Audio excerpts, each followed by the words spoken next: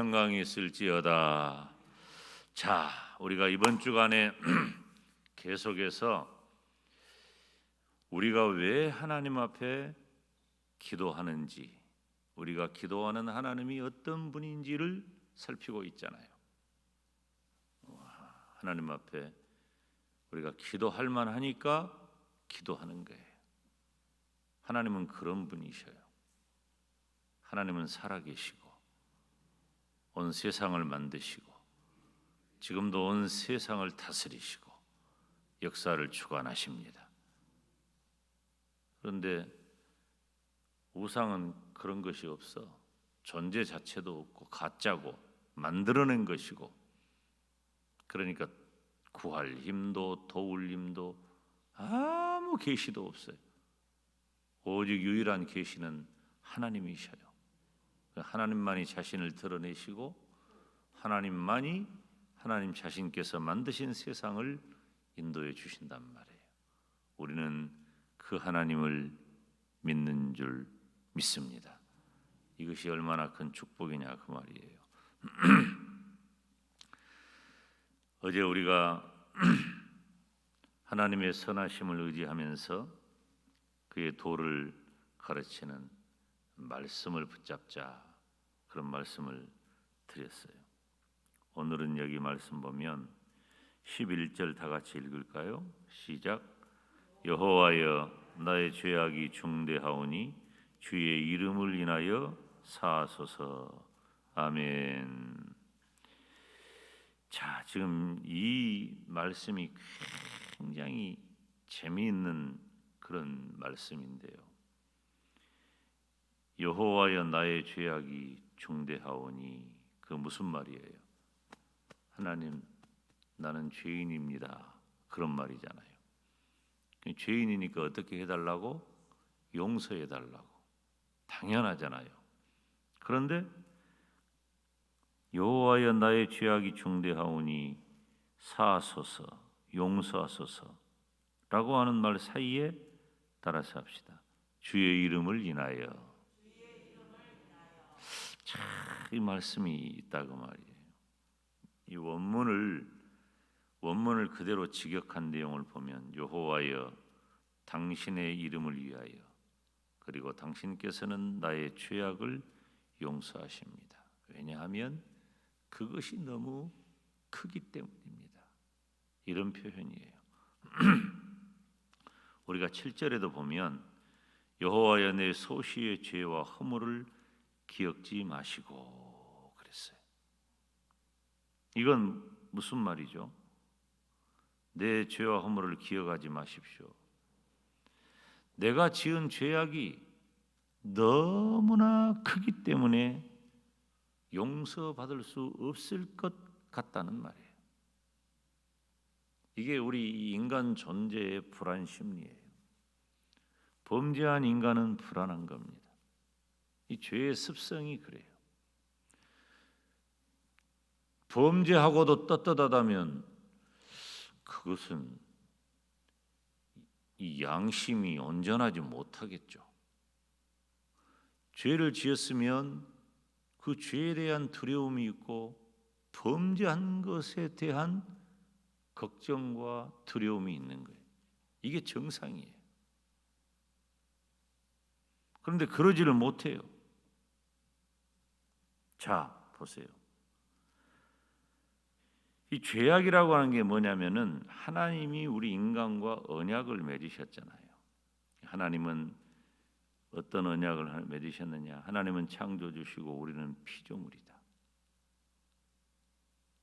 그리고 나는 너희를 창조한 여호와 하나님이고 너희는 내가 만든 피조물인데 너희는 그 피조물로서 내 앞에 창조주 하나님 앞에 지켜야 할 원리가 있다. 그걸 깨면 안 된다. 이게 법이란 말이에요. 하나님이 우리 인간과 체결하신 언약의 내용의 핵심이에요. 그런데 첫 번째 범죄가 원죄가 되는데 바로 하나님께서 금하신 선악을 알게 하는 나무의 실과를 먹어버린 거예요. 이건 단순히 과일 하나 먹은 게 아니고 창조주 하나님과 피조물된 인간의 언약을 깨뜨린 거예요. 그래서 언약의 하나님께서 피조물된 우리 인간에게 부과했던 그 의무를 못 지킨 것, 이것이 죄란 말이에요. 그게 불법이에요. 여러분, 죄는 결코 가벼운 것이 아닙니다. 죄는 우리를 죽음으로 끌고 가요. 우리를 죽음으로 끌고 갑니다. 왜? 하나님께서 반드시 죽겠다고 했으니까. 정령 죽으리라고 했으니까. 그래서 범죄한 인간 세상에 영원한 사망이 선포된 거예요. 다른 방법이 없어요. 그런데 하나님께서는 사랑이셔서 선하셔서 그의 백성들에게 기회를 주신 거예요. 하나님의 이름을 불러라. 하나님의 이름을 찾아라. 하나님의 말씀을 붙들어라. 기회를 준 거예요. 그리고 그 모델로 이스라엘이라고 하는 한 민족을 선택해서 민족교회, 국가교회를 이루어 신정 통치를 하셔요. 하나님이 직접 개입하셔요. 그래서 깨지고 흐트러지고 희미해진 하나님의 형상을 회복하려는 그 시도가 구약의 역사에 끊임없이 진행되는 거예요. 그리고 예수 그리스도께서 이 땅에 오심으로 바로 그 구원의 역사가, 이스라엘을 모델로 보여주었던 그 구원의 역사가 온 세상에 퍼지게 된 거예요. 그래서 이방인 된 저와 여러분도 예수님을 믿고 구원의 백성이 된 것입니다.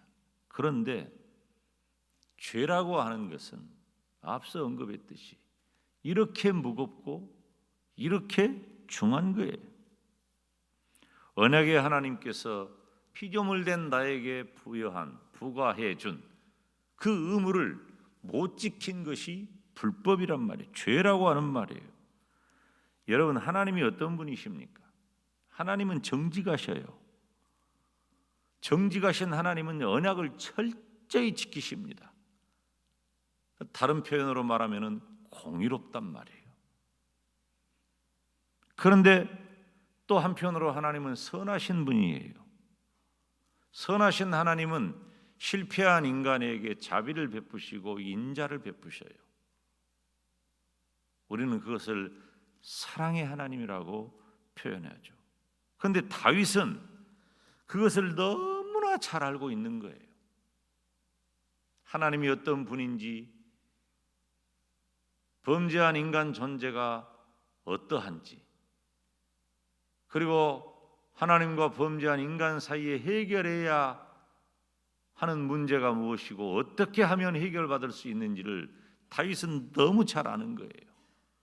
여러분, 이것이 바로 믿음인 겁니다. 다윗이 위대하다는 것은 완벽하다는 말이 아니에요. 완벽한 사람이 위대하지 않습니다. 위대한 사람은 위대한 믿음을 가진 사람이에요. 우리 인간 존재는 다 연약이에요. 자, 다윗이 그렇기 때문에 하나님, 내 죄가 너무 큽니다. 그렇지만 주의 이름을 위하여, 하나님의 이름을 위하여, 여호와의 이름을 위하여 나를 용서해 주시옵소서. 여호와의 이름이 뭐냐? 이 여호와의 이름은 그 이름 자체가, 여호와라는, 하나님이라는 그 이름 자체가 하나님의 본성을 계시해요. 제가 김용대라는 사람이잖아요. 제 이름이 저 자신을 드러내잖아요. 그러니까 내 이름 석자를 가지고 함부로 말하는 사람은, 쑥덕쑥덕하는 사람은 나를 가볍게 여기고 우습게 보는 사람이에요. 안 그런다고 생각하면 100% 그래요. 근데 내 이름을 거론할 때 조심스럽고 존중하고, 그러면 굉장히 나를 사랑하고 존중하는 거예요. 저만 그런 게 아니에요. 여러분 모두 다 그래요. 누구 이름 말할 때 여러분의 태도를 보세요. 그 사람에 대한 여러분의 마음인 거예요. 여호와의 이름을 위하여, 여호와의 이름을 인하여. 그러니까 하나님께서 그 신실한 이름으로 약속하셨다는 것을 다윗은 너무나 잘 아는 거예요. 자, 여기서 우리가 여러분 보세요. 죄가 없는 것도 아니고 분명히 죄를 지었어. 잘못했어. 그런데 하나님은 그 하나님의 신실하신 이름으로 약속해 주셨기 때문에 하나님께서 나의 불법을, 나의 죄악을 용서하심으로 하나님의 이름에 표현된 그 계시, 하나님이 어떤 분이라고 하는 것을 하나님 나를 용서하심으로 드러내 주시옵소서. 야, 여러분, 다윗이 얼마나 위대하고 멋진 믿음의 사람인가를 알 수 있는 거예요. 우리는 잘못하고 범죄하였을 때에 하나님 앞에 나아가 회개하고 눈물콧물 다 흘리면서 하나님 내 죄를 용서해 주세요. 그러면 초점이 어디 있어요? 범죄한 나에게 있지. 이 죄가 꺼림칙하지. 이 꺼림칙한 죄를 털어내버려야 내가 자유로울 것 같지. 그러니까 이 죄 문제에 초점을 맞추고 내가 죄 문제에 초점을 맞추니까 내가 눈물 콧물 흘리고 불안하고 도대체 하나님이 나를 용서해 줄 것인가? 도대체 범죄한 나는 내 인생이 어떻게 될 것인가? 막 두려운 거야. 사람들이 무슨 일만 생겨도 내가 뭔 죄를 지어서 그런가? 우리 인생은 그런 두려움 속에 계속해서 평안을 누리지 못해요. 예수님을 믿으면서도 그런단 말이에요. 그런데 다윗은 초점이 나의 죄악에 있는 것이 아니라 내가 죄악을 범함으로 여호와의 이름을 훼손하고 여호와 하나님 앞에 그 선하시고 신실하시고 공의하신 그 하나님의 이름을 내가 훼손한 것을 고통스러워한다. 초점이 하나님에게 있어요. 그리고 초점이 하나님에게 있는 것이 하나님이 어떤 분인가를 너무나 잘 알아. 오 하나님, 하나님의 이름에 계시된 그 하나님 되심을 나의 죄를 용서하심으로 보여주시옵소서. 다윗은 끝까지 하나님에게 초점을 맞추는 거예요. 우리는 오해하면 안 돼요. 하나님이 우리가 잘못 좀 한다고 해서 그 영광이 가려질 정도로 하나님의 영광이 그런 정도가 아닙니다. 하나님은 영원히 영광 가운데 계십니다. 훼손할 수 없어요. 막을 수가 없어요. 그렇지만 성도된 저와 여러분의 삶을 통해서 하나님이 영광을 받으시고 성도된 저와 여러분의 삶을 통해서 하나님의 이름이 잘못되게 불려질 수도 있다는 사실이에요. 이것은 하나님이 어떤 분인가를 너무나 잘 알고 있는 다윗에게는 얼마나 큰 고통입니까? 다윗이 시편 51편에 침상을 적실 정도의 그 엄청난 눈물의 회개를 한 이유는 자기가 지은 죄악 때문에 가슴이 떨리고 두렵고 고통스럽고 힘든 것이 아니라 자신이 신앙하는 그 하나님의 이름에 담겨진 선하시고 공의로우심을 다윗은 침범해버린 거예요. 그래서 다윗은 기도해요. 하나님, 나의 죄는 너무나 큽니다. 그렇지만 하나님, 내 죄는 너무나 크지만 하나님의 이름 안에 담겨져 있는 그 놀라운 계시의 은혜로 나의 죄를 용서하여 주시옵소서. 차원이 확 다른 회개를 하고 있는 거예요. 그래서 멋지고 위대한 믿음의 사람이라는 거예요. 하나님, 다윗의 모습을 보세요. 범죄했지만, 죄악을 범했지만, 첫째, 하나님 앞에 나왔고, 둘째, 하나님의 이름을 먼저 생각했고, 셋째, 진정한 용서를 구했단 말이에요. 여러분, 우리가 믿음이 없으면 진정한 회개 못합니다. 금방 뒤돌아서서 또 죄지어요. 믿음이 없으면 온전한 회개가 안 돼요. 그런데 절절하고 분명한 회개는 하나님의 이름을 분명히 아는 믿음이 사람에게만 가능한 거예요.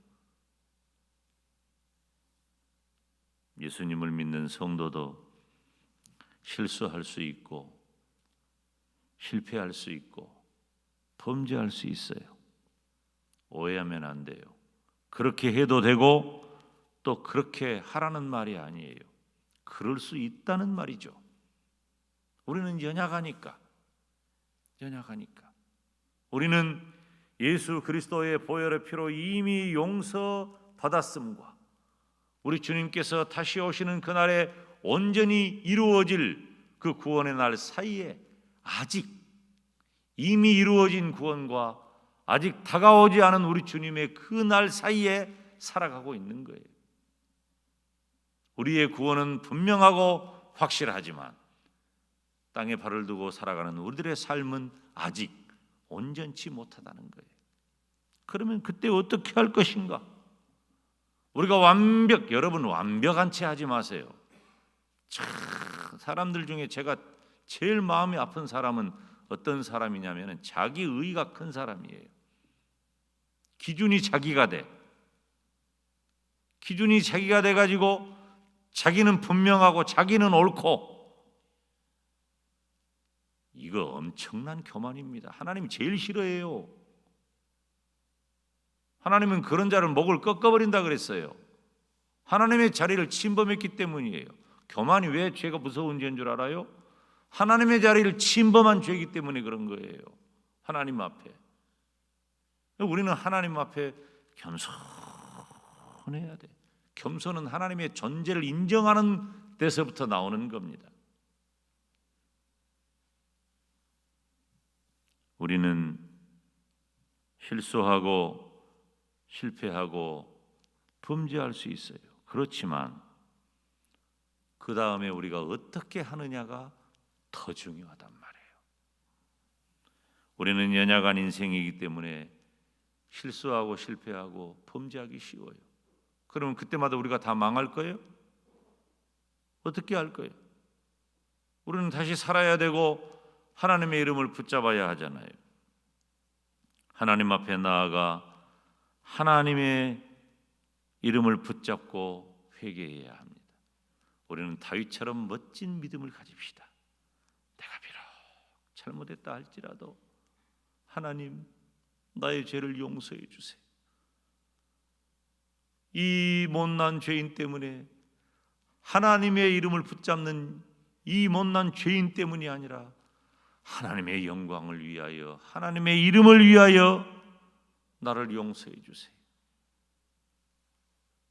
하나님을 붙잡고 회개함으로 마침내 나를 통해, 죄인된 나를 통해 하나님의 영광을 드러내고 하나님 앞에 견고하게 다시 서기를 주님의 이름으로 축원합니다.